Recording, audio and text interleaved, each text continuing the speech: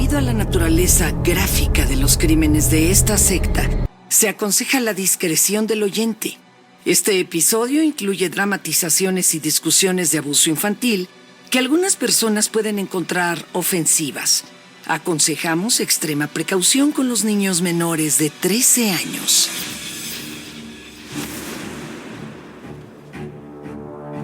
Hola, soy William Pinkerton y esto es Sectas. Hoy vamos a echar un vistazo más profundo al grupo de la nueva era más inquietante en la historia de Australia, la Gran Hermandad Blanca de Iniciados y Maestros, también conocida como La Familia. Estoy aquí con mi compañera Sarah Tennyson. Hola a todos. En la primera parte de nuestra serie de 2 sobre la Gran Hermandad Blanca, nos centramos en la líder de la secta Anne Hamilton Byrne. Revelamos cómo el abandono en su infancia la llevó a formar la hermandad en un intento de construir una familia propia. En el episodio de hoy, sabremos un poco más sobre la Gran Hermandad Blanca. Quiénes fueron los hombres y mujeres que generaron la estructura de poder de Anne. Quiénes eran los 28 niños a los que utilizaba para recolectar ese poder. Y qué tratamientos soportaban como miembros reclutados de su secta. Por favor, sigan escuchando para averiguarlo.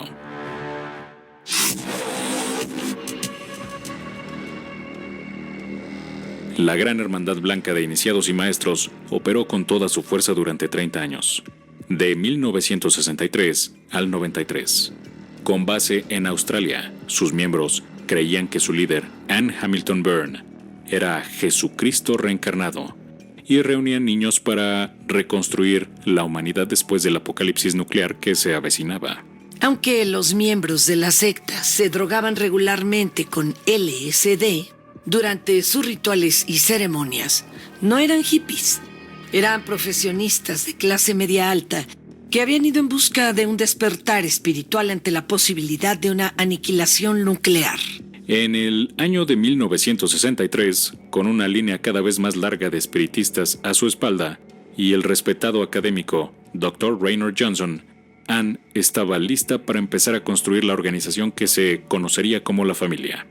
Como se suponía que ella era la reencarnación de Jesucristo, Anne consagró a sus más fieles seguidores como reencarnaciones de los apóstoles de Cristo. El primero de ellos fue Raynor, a quien llamó Juan el Bautista, porque hizo posible la expansión de la membresía más allá de las personas que asistían a sus clases de yoga. Después de una carrera en la ciencia y la academia, su lista de contactos era impresionante. A lo largo de los años 60, derivó sus pacientes a Anne e insistían que sus colegas se reunieran con ella para recibir orientación espiritual. ¿Y estas personas eran profesionistas educados de los campos judicial, médico, político y académico? Así es, había abogados que podían defender a la familia en la corte o falsificar pasaportes y certificados de nacimiento. Eran médicos y enfermeras que podían dar acceso a ancianos que nunca habían gastado su riqueza y manipular a los ancianos para incluirla en su última voluntad y testamento. Incluso había jueces que podían condenar penalmente a cualquiera que amenazara a la familia.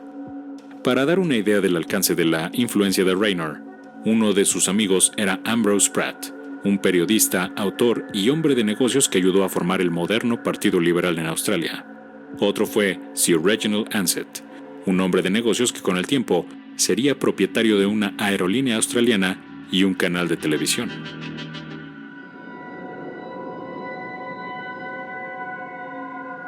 Raynor tenía amigos poderosos y una fortuna inestimable.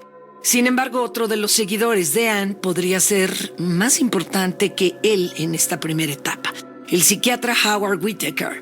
Sin él, Anne podría haber encontrado difícil convertir y controlar al resto. El Dr. Whittaker era un investigador que usaba drogas psicodélicas para tratar enfermedades mentales, específicamente LSD. Una droga que secretamente canalizó a los almacenes de la familia durante décadas. Ya que muchos de nuestros oyentes no se han permitido usar el LSD, ¿podrías describir los efectos de la droga, por favor? No por experiencia propia, pero he hecho una extensa investigación. La dietilamida de ácido lisérgico, comúnmente conocida por la abreviatura LSD, o simplemente ácido. Es una de las drogas alucinógenas más potentes que existen. Normalmente se traga o se mantiene debajo de la lengua, pero para un efecto más intenso puede ser inyectada. Cualquiera que sea el método de ingestión que use una persona, la envía a un viaje alucinógeno que puede durar varias horas. Durante este periodo, pueden experimentar intensas alucinaciones y una mayor percepción sensorial. Durante los años 60, se llevaron a cabo muchos experimentos con la droga, algunos de ellos con inmensos y positivos beneficios. El actor Cary Grant afirmó que la terapia con ácido le ayudó a superar los complejos sobre su madre y a vivir una vida menos neurótica. Sin embargo, desde que el gobierno de los Estados Unidos prohibió el LSD en el 67, todavía hay mucho que no sabemos sobre sus efectos. Aunque fue prohibido en los Estados Unidos, el LSD estaba disponible para Anne porque fue legal en Australia hasta mediados de los años 70, aunque es solo disponible para los profesionales médicos.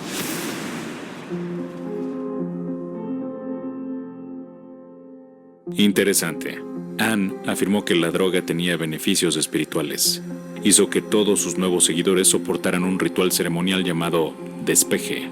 Anne hacía que uno de sus leales seguidores llevara a un iniciado a una habitación cerrada sin ventanas y le inyectara LSD. Dijiste que era el método más potente, ¿verdad? Sí. Una vez dosificados, se apagaban las luces y se les dejaba en paz. Después de que el iniciado se metiera en sus propios pensamientos por un tiempo, la puerta se abría de golpe y ahí aparecía Anne.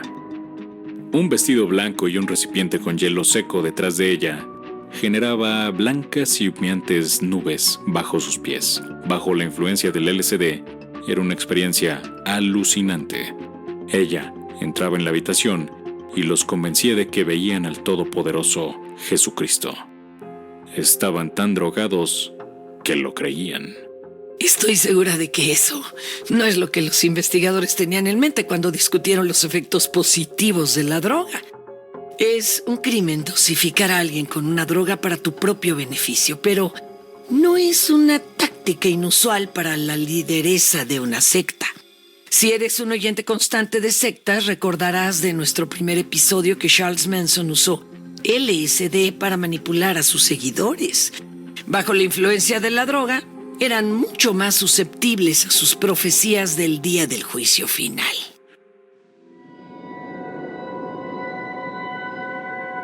No fueron solo los seguidores de Anne los que tomaban LSD, sino también la propia Anne.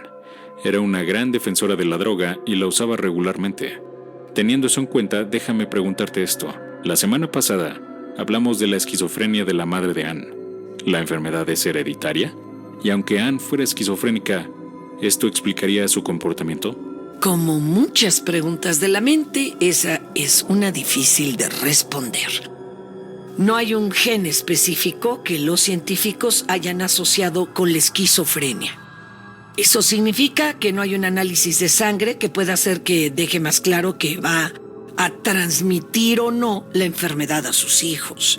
Sin embargo, los estudios sugieren que una combinación de genes podrían ser responsables de causar el trastorno.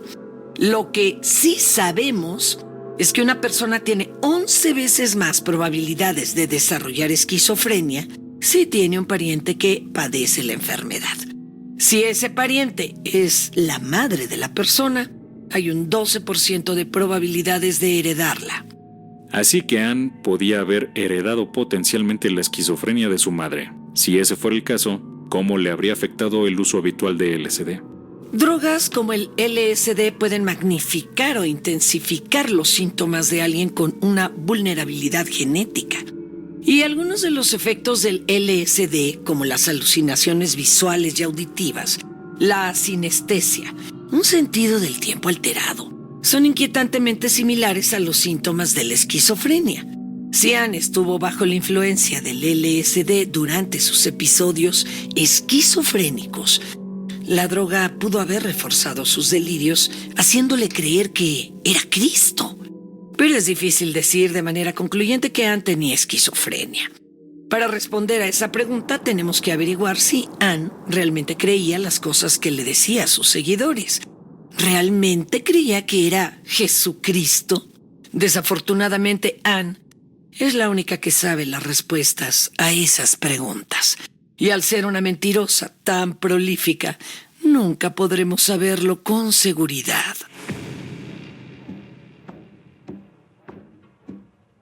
Por supuesto, y una vez que tuvo a los adultos bajo su influencia, gracias, en parte, al LSD, fue capaz de avanzar hacia su mayor objetivo, obtener niños. En 1968, Anne había reunido a todos los profesionales que necesitaba para lograr su verdadero objetivo de construir una familia con hijos perfectos. ¿Cómo lo hizo? Bueno, se estimaba que una cuarta parte de los miembros de la familia eran enfermeras, doctores y otros profesionales médicos. Los usaba para robar recién nacidos de los brazos de sus madres. Sarah Moore fue la primera niña que robó. Tan pronto como Sarah nació, un doctor colocó una almohada sobre la cabeza de su madre. Los gritos apagados de la señora Moore pronto se calmaron cuando una enfermera le inyectó grandes cantidades de tranquilizantes. Sarah no supo que Anne no era su verdadera madre hasta su adolescencia. A la madre de Sarah ni siquiera se le permitió verla. ¿Por qué el padre de Sarah no la rescató? El padre biológico de Sarah no estaba en la escena. Como ves, Anne era muy retorcida. Escogió los objetivos más débiles que pudo encontrar. Madre soltera sin nadie que las protegiera. La madre de Sarah solo tenía 16 años, sin marido a la vista. Había sido repudiada por su familia. Su médico era una de las hijas del Dr. Raynor Johnson, un miembro de la secta. Pero los niños no pueden ser robados sin más. No son radios de coche. Hay medidas de seguridad, hay documentación. Y por eso Anne tenía abogados bajo su hechizo. Gente que falsificaba documentos que hacían a Anne la tutora legal de sus hijos robados. A medida que su familia crecía, una táctica común fue inventar papeles que decían que las nuevas incorporaciones eran gemelos o trillizos de niños ya raptados por la secta. ¿Ella robó 28 niños de esta manera? Bueno, ella tenía muchos métodos diferentes para conseguirlo. Algunos de sus seguidores eran trabajadores sociales que permitían a Anne evitar los canales normales para construir su familia. A veces, los niños le eran dados por miembros de la misma secta. ¿Las madres le regalaban sus bebés? No sin la adecuada persuasión, Anne era conocida por realizar milagros a cambio de niños. Lo que esto significaba era que sus médicos corruptos seleccionarían a un paciente que tuviera un niño muy pequeño e infligieran una enfermedad a esa madre desprevenida, envenenándolas, por ejemplo. Cuando la madre estuviera postrada en la cama y débil, Anne iba por ellos y les ofrecía curarlos a cambio de un favor absoluto. Una vez que estuvieran de acuerdo, harían que sus médicos dejaran de envenenar a la madre. Y listo. Las mujeres se recuperaban milagrosamente.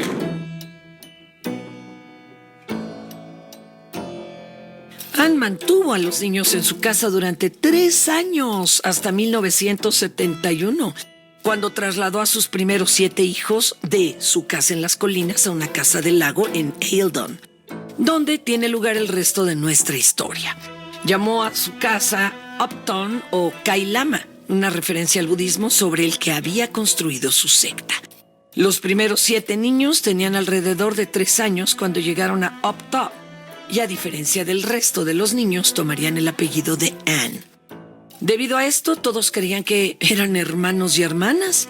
Sarah Moore era la mayor de estos niños y jugaría un papel importante en el destino de la secta al llegar a la mayoría de edad. Pero cuando Sarah era una niña, Upton sirvió como el centro principal de las actividades de la secta. Pero con más de 500 miembros, la secta no podía residir en una sola casa del lago. La parte superior estaba escondida en el área boscosa, apartada de los suburbios habituales para familias adineradas que querían propiedades junto al lago. Ahí es donde vivían los niños. Anne vivía principalmente en la cordillera Dandenong, colinas a 1,5 kilómetros de distancia, y era el hogar de la mayoría de los miembros adultos. Como la mayoría de los miembros de la familia eran muy ricos, usaron su dinero para comprar un suburbio en ese lugar, mientras mantenían sus carreras profesionales, obviamente. Querían estar cerca de Anne y ella ciertamente los quería cerca. Ella los mantenía con una correa corta, no solo para su control, sino porque era paranoica. Fuentes dentro de la secta dicen que quería a sus seguidores cerca para protegerse en caso de que los no creyentes trataran de matarla. El resultado fue una comunidad compuesta casi enteramente de sectarios. Por supuesto que no se consideraban a sí mismos como tales. Fran Parker, uno de los primeros miembros, describió a los seguidores como solo gente encantadora que parecía estar buscando una dimensión espiritual en sus vidas. Ese es el testimonio que estas personas dieron por su implicación en esta comunidad, pero ¿cuál pensaban que era el propósito de su líder de tener casi 30 hijos? Volvemos a lo que discutimos en el episodio de la semana pasada, el apocalipsis. Si recuerdan, esta gente temía la destrucción mutua asegurada tras la llegada de las armas nucleares y sentían que el mundo podía acabar en cualquier momento. Para entonces, la crisis de los misiles en Cuba también había ocurrido, y las tensiones fueron aún mayores en años anteriores. Los sermones de Anne prometían una especie de renacimiento si el apocalipsis llegaba, que según ella, ciertamente llegaría a mediados de los 80. Explicó que una vez que el resto del mundo fuera destruido, Up-Top permanecería. Estos niños que habían elegido salvar, así como sus seguidores adultos que permanecieron leales, sobrevivirían para reconstruir la sociedad. Como dijo un niño de Up-Top, a cada uno de ellos se le dio una responsabilidad de ser niños perfectos que salvarían al mundo.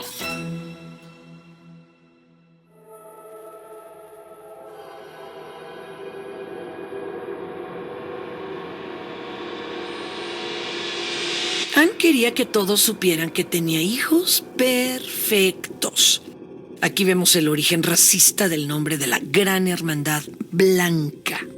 El grupo se aseguraría de que sus hijos se convirtieran en la raza maestra blanca después de la destrucción del resto de la humanidad. Los modeló según la familia Von Trapp del popular musical El Sonido de la Música, Sound of Music. Cada uno de ellos tenía el pelo rubio y claro, y cortes similares a los de los tazones. A menudo los vestía con trajes idénticos, anticuados y de alta calidad, vestidos con volantes rosados y medias para las chicas, cuello de tortuga azul, pantalones y mocasines para los chicos. Esto era especialmente cierto cuando los hacía posar para fotos que serían vistas por el mundo exterior. Suena como un caso de esconderse a plena vista. Otra muestra del diabólico intelecto de Anne. En lugar de intentar esconder a sus hijos de la vista del público, los usó como una especie de campaña de marketing para la familia. Los medios de comunicación que publicaron fotos y videos retrataron a los niños como extremadamente bien educados con lo mejor de todo. Ropa bonita, una casa hermosa, incluso rutinas musicales coordinadas. La imagen que dio Australia fue la de que la familia fomentaba un estilo de vida ideal del que cualquiera sería afortunado de formar parte. En 1974 se creó una escuela oficial en Up-Top para dar más crédito a esta idea. Pero las cosas no eran como parecían en el mundo exterior. Para cuando Anne adquirió a sus hijos perfectos, su interés en ser madre había casi desaparecido. Los niños de Up-Top eran más una colección fetichista que una familia real. A pesar de esto, los niños creyeron hasta bien entrada la adolescencia que Anne era su madre biológica y ansiaban su afecto. Sin embargo, al igual que los padres que abandonaron a Anne, ella rara vez estaba presente para cuidarlos. Sara, ¿crees que el abandono de Anne influyó en el distanciamiento a sus propios hijos? Esa es una pregunta interesante. A menudo vemos un lado del abandono de la infancia, el de los niños, o el del padre que fue dejado para cuidarlos. Sin embargo, cuando lo miramos desde la perspectiva de los abandonados, vemos que no siempre son las figuras maliciosas que la sociedad les pinta. Es una respuesta bien merecida. Tal vez, pero no va muy lejos en la comprensión de los motivos de estas personas. Muchos padres ausentes informan que dejan a sus hijos por un sentimiento de insuficiencia o vergüenza, Creen que sus hijos y su pareja son demasiado buenos para ellos y que están arruinando sus vidas con el abuso del alcohol o la incapacidad de mantener un trabajo estable. Anne pudo haber estado disgustada con su constante uso de drogas y su estilo de vida decadente y sintió que no debía estar cerca de sus hijos. Veríamos esa clase de humildad en una mujer que dice ser Jesucristo.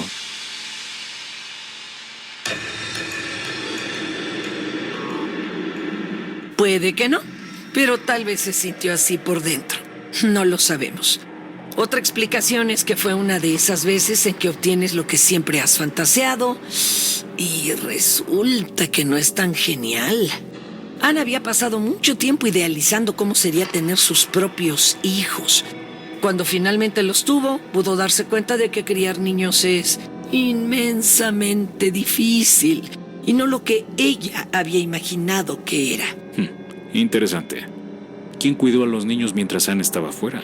Anne dejó el cuidado de los niños a un grupo de cuidadoras seleccionadas dentro de la secta llamadas tías. Estas tenientes eran temidas por los niños por el extremadamente estricto código de disciplina que les imponían.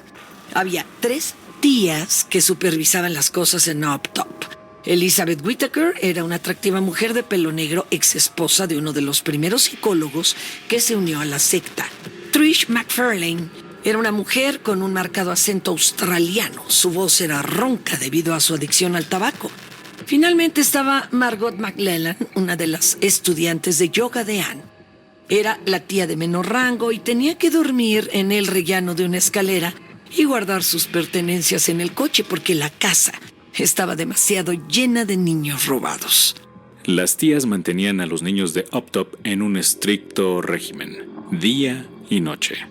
A las 5:30 de cada mañana tenían que levantarse a hacer sus camas. Luego, tenían una hora de meditación de yoga. Se les enseñó a conectarse con el plano etéreo y alguna otra tontería espiritual que era inalcanzable. Desde allí, se les enviaba a una habitación preparada para las lecciones de la escuela.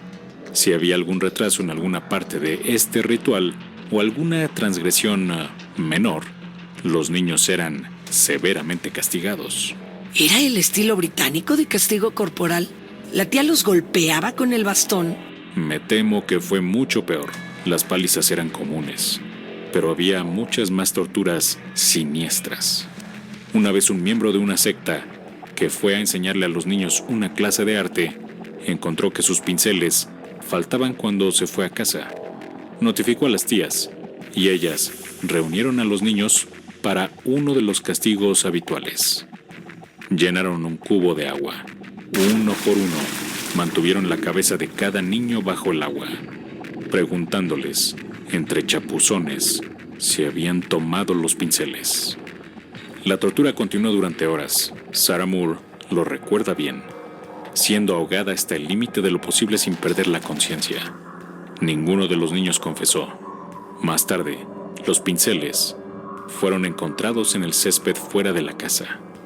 El profesor de arte los había dejado caer al entrar por accidente en su coche.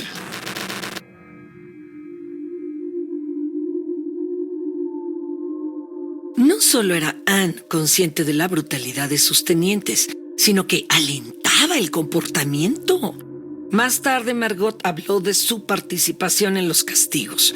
Dijo que el rigor de la disciplina era tanto para las tías como para los niños. Anne le dijo que el camino espiritual era difícil. A veces tenía que hacer cosas que le resultaban desagradables. Anne no solo requería esta tortura, sino que también parecía disfrutar con ella. Cuando estaba lejos de Up-Top, solicitaba informes sobre el comportamiento de los niños. Si habían sido malos, hacía que una tía le pusiera el teléfono en la cara al niño para que pudiera oír sus gritos mientras otra tía les pegaba con el cinturón. ¿Te crees la excusa de Margot de que no quería hacer daño a los niños? Suena como la clásica excusa empleada por los nazis en Nuremberg, de que solo seguían órdenes. Bueno, Will, el mismo año de los juicios de Nuremberg, un psicólogo de la Universidad de Yale llamado Stanley Milgram realizó un estudio para determinar cómo la recepción de órdenes afectaba la capacidad de una persona para cometer actos atroces.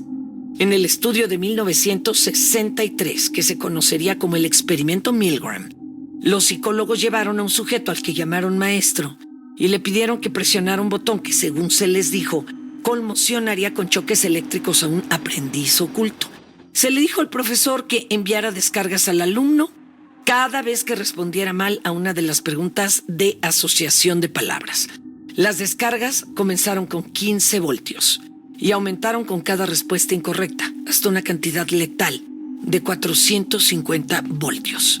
Eso suena como un estudio peligroso. Eso es lo que los profesores pensaban, pero lo que no sabían era que los estudiantes estaban de acuerdo con los psicólogos.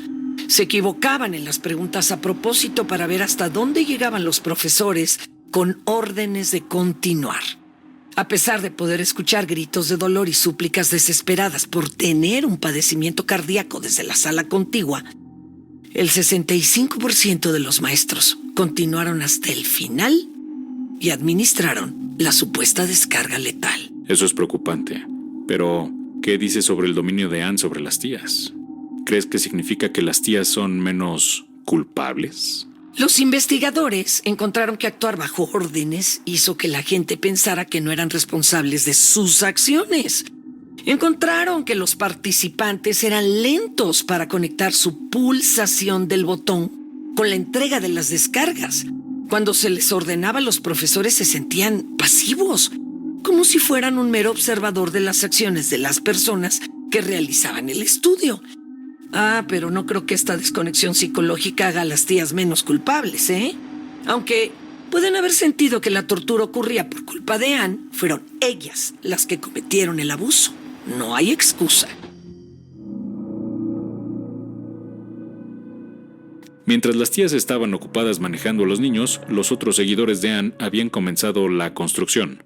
A mediados de los 70, la secta construyó un templo de ladrillos marrones en la cordillera de Dandenong, al otro lado de la carretera de la casa de Raynor Johnson.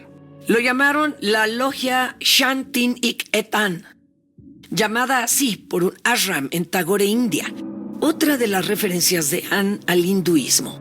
Shanti Niketan significa morada de paz, detrás de sus puertas con candado. Los miembros comulgaban los domingos y jueves para los días de adoración. Anne predicaba sus profecías del día del juicio final y sus sermones pseudoespirituales durante horas a sus ansiosos seguidores, que se volvían más receptivos con dosis de LSD. Si ella estaba fuera, ellos escuchaban una grabación. Esto fue lo habitual durante los años que la secta pasó en Ferny Creek. Los seguidores dividían su tiempo entre sus trabajos, las enseñanzas de Anne y el trabajo sucio necesario para recoger a los niños que repoblarían la tierra. El abuso infligido a esos niños no era solo físico. El resto de los seguidores de la secta expandieron sus mentes con drogas psicodélicas y en un abuso aún más horrible. Los niños fueron forzados a hacerlo también. Cuando Lynn Chris cumplió 14 años, se sometió a la ceremonia de iniciación. Esa a la que todos los niños tendrían que pasar una vez que llegaran a la mayoría de edad. Fue inyectada con LSD y encerrada en una habitación, donde la mantuvieron dosificada durante días. Cada 12 horas, una tía entraba para administrarle más droga. Durante su iniciación, Lynn gritó tan fuerte que los vecinos del otro lado del lago la escucharon y llamaron a la policía. Desafortunadamente, Anne estaba preparada. Margot dio la bienvenida a los oficiales, les sirvió té, distrayéndoles mientras Trish y Elizabeth metieron a los niños en un pequeño espacio en una pared del cuarto de calderas del sótano. Los niños lo llamaban el agujero. Una vez que los niños se apiñaron dentro, pusieron una cubierta de madera sobre el agujero y luego una pintura encima.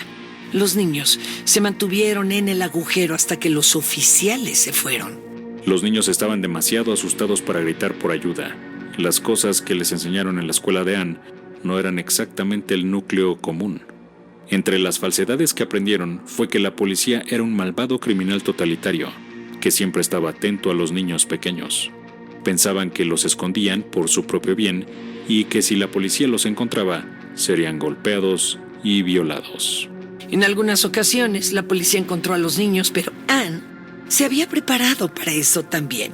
Se obligó a los niños a memorizar guiones cuidadosamente ensayados, afirmando que no había nada malo si no eran capaces de esconderse lo suficientemente rápido.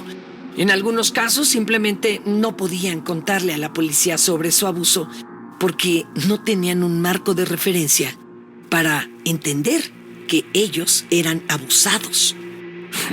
¿Qué quiere decir? Por ejemplo, cuando se le preguntó a una niña si se alimentaba correctamente, ella respondió sí, porque no sabía cuánta comida se supone que debe tener un niño.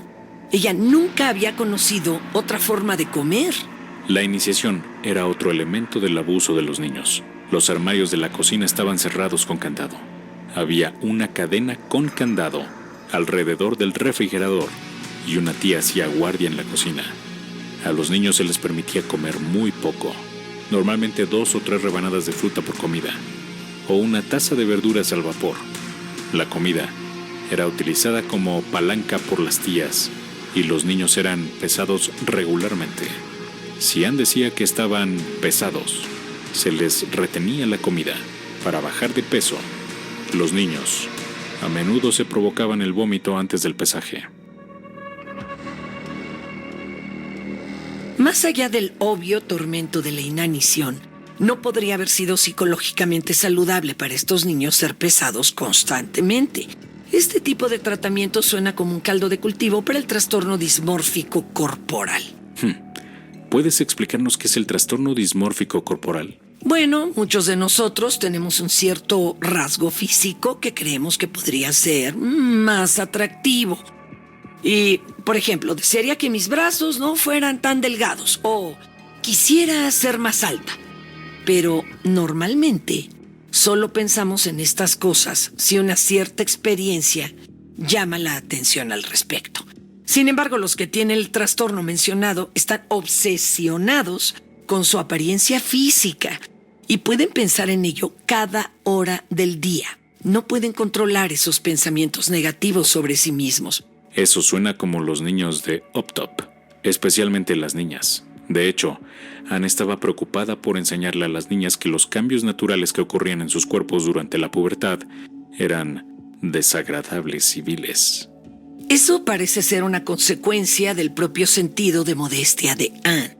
Fue muy cuidadosa de no dejar que nadie la viera desnuda y transmitió esta fobia a las chicas. Tenía una obsesión por ser casta, lo que se puede ver en su deseo de tener hijos, pero nunca los dio a luz ella misma. Como resultado, en su familia, las chicas que entraban en la adolescencia no sabían cómo funcionaba su cuerpo. Sarah recuerda haber sentido que nunca podría ser la niña perfecta a menos que fuera muy delgada. Ella igualó las dos cosas. ¿Crees que las numerosas cirugías plásticas de Anne tuvieron algo que ver con el desarrollo del trastorno de sus hijos? Ya veo a dónde quieres llegar, ya que Anne fue una modelo a seguir para estos niños y niñas. Una madre obsesionada con mejorar su apariencia física fomentará esa misma fijación en sus hijos. Sin embargo, este tipo de cosas son menores junto a la constante privación de alimentos y la retórica que acompañaba diciendo a los niños que deben permanecer delgados. Los niños son muy impresionables. Las personas que le dicen a alguien que están demasiado gordas podrían causar un trastorno dismórfico corporal. Ciertamente, la propia madre de un niño que le dice que el futuro de la raza humana depende de su cintura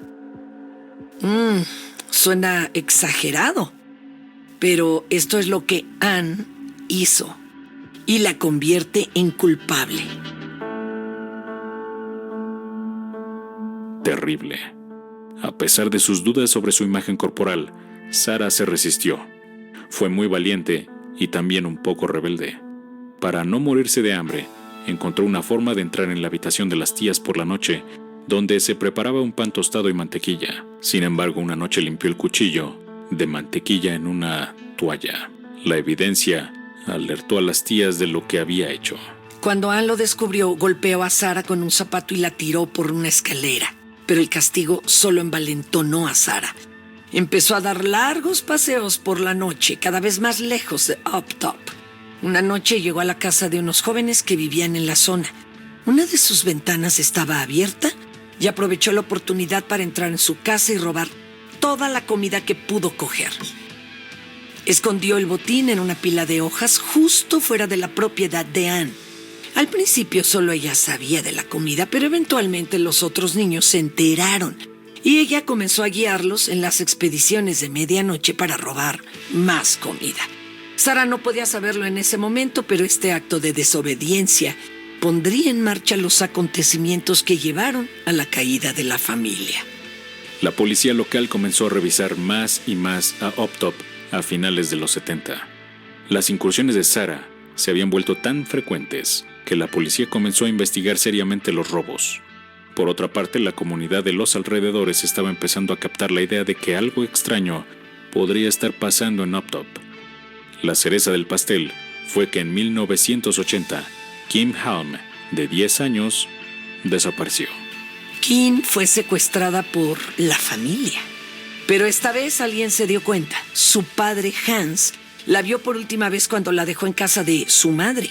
Recordó un sospechoso Datsun blanco estacionado en la entrada de la casa de su ex esposa. Cuando Kim no se presentó en la escuela al día siguiente, Hans fue a la corte, pidiendo la custodia total de su hija, aunque ni siquiera sabía dónde estaba. Por suerte, había anotado la matrícula del Datsun y la policía pudo rastrearla hasta Uptop. Sin embargo, no encontraron a Kim allí. Aún así, la familia estuvo de repente bajo un foco muy negativo. Era el primer caso judicial contra ellos y el juez decidió dejar entrar a los medios en la sala. Aunque no podían ser acusados de secuestrar a Kim porque fue su madre la que lo hizo, su conexión con el secuestro se hizo muy pública. Fue malo para Anne, pero no parecía importarle mucho. Unos años antes, en 1978, Anne se había casado con William Bill Byrne, añadiendo Byrne a su apellido.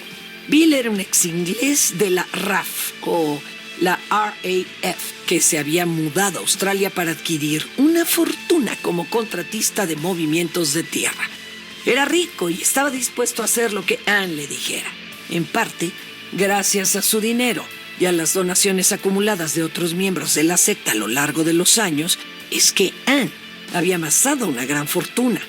Era propietaria de numerosas propiedades en todo el mundo, incluyendo algunas en áreas como Nueva York, Hawái e Inglaterra. La fecha de su supuesto apocalipsis se acercaba rápidamente y con su riqueza no sentía la necesidad de seguir con la farsa por más tiempo.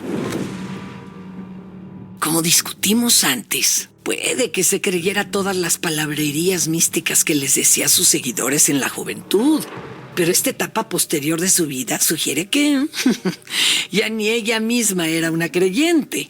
Si realmente creía que el mundo iba a llegar a su fin y que ella era Cristo, hubiera continuado con la farsa.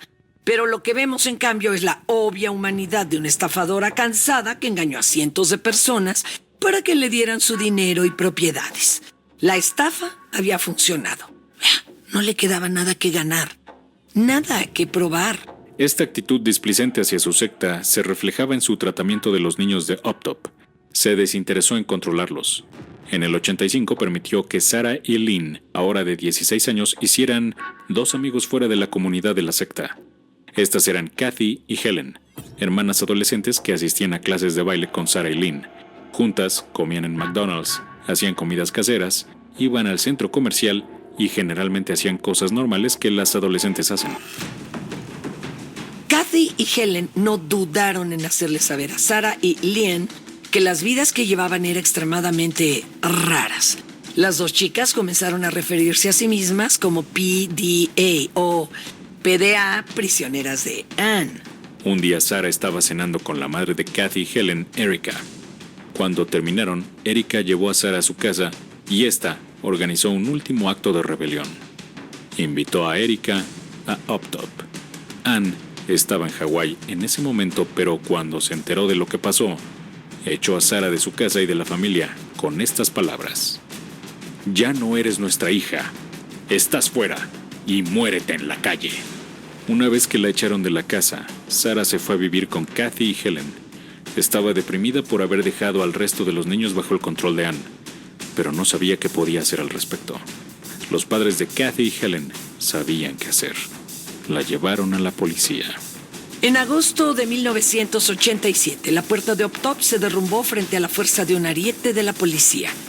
Sí, la policía estatal y federal hicieron una redada en el edificio a las 7 a.m. para recuperar a los niños. Ann estaba en su casa en las montañas Catskill, pero Bill estaba ahí. Sujetó con fuerza a una de las niñas negándose a entregarla. Un policía le apuntó con un revólver y le dijo, déjala ir. Se negó. Otros oficiales le quitaron a la niña. La policía también hizo redadas en la casa de Ann y otros miembros de la secta de las colinas. Se incautaron grandes cantidades de medicamentos y LSD. Desde la seguridad de su casa en Nueva York, Ann lanzó un mensaje grabado tembloroso y lloroso a sus seguidores. Ann dijo, y citamos, mis queridos amigos, no hay una iglesia lo suficientemente grande para albergar el esplendor de la luz y la gloria del Espíritu Santo. No hay credo posible para la sublime y maravillosa comprensión cuando se toca a Dios.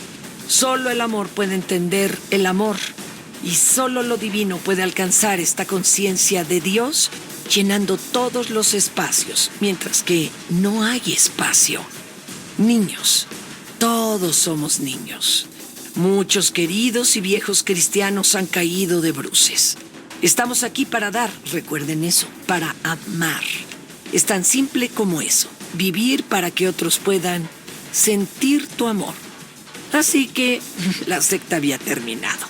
Con su gurú atrapada en Estados Unidos, preguntémonos qué pasó con los seguidores de Ann.